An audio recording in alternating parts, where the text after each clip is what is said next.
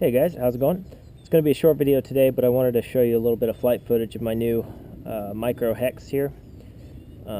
Things have been pretty hectic and probably will continue to be for the next few days. I got, within 24 hours, I got 2 calls about aerial footage capturing video from multi-rotors. And one is sort of an emergency thing that may end up happening in the next few days, so I may be hopping on a plane and flying out to Hawaii. I actually built this specifically because of that, just to see and hope that it would work for the job itself. But this is a ground-up micro hex. All the components are actually the same as the micro PCB quad.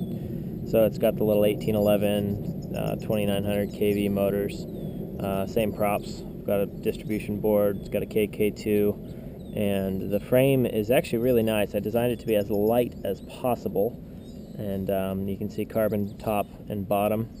It's actually sheets of Depron foam, 3 sheets of Depron foam cut out in a circle.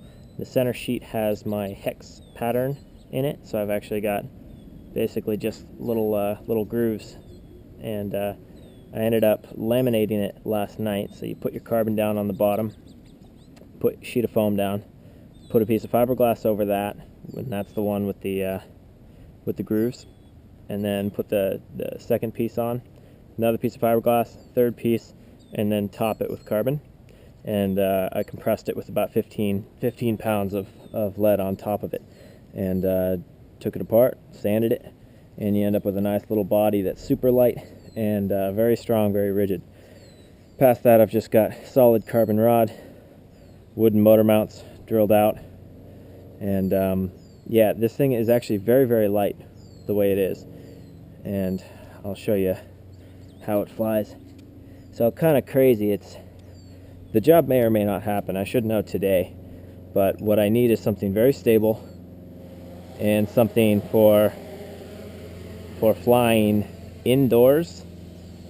There's a building that actually caught on fire, and they need to get evidence in the back corner of the building, but the problem is that it's contaminated with a bunch of lead, so it's completely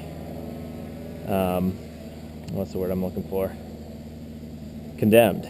So you can't get in the building. So they're looking for someone that can fly a multi-rotor with a camera and go collect that evidence.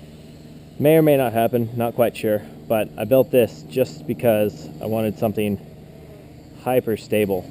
Now, this is actually the first time I've flown it outside, and it's not even dialed in yet. I've made 2 adjustments. I was flying it inside for a second, but as you can see, it's not struggling, and a little bit of drift, but again, it's not even tuned yet. So very, very light. This frame is actually lighter than the PCB quad frame, and it's bigger, and it's a hex.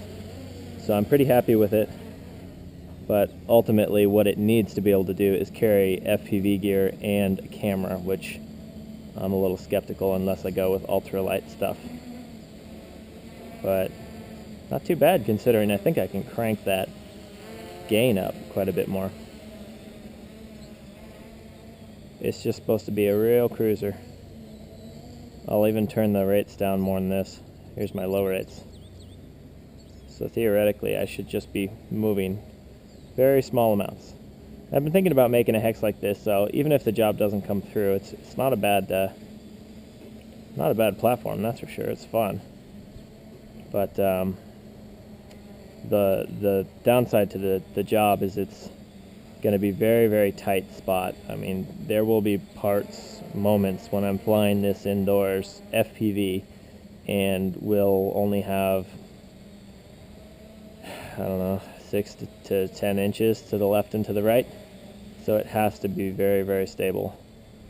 I'm going to go pick up a DJI NASA board pretty soon as well.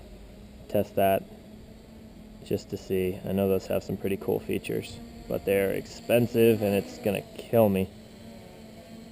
But yeah, this thing's pretty impressive once I actually get it trimmed and dialed.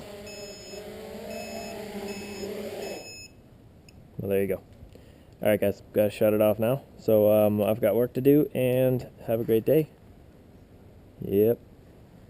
Take care. See ya.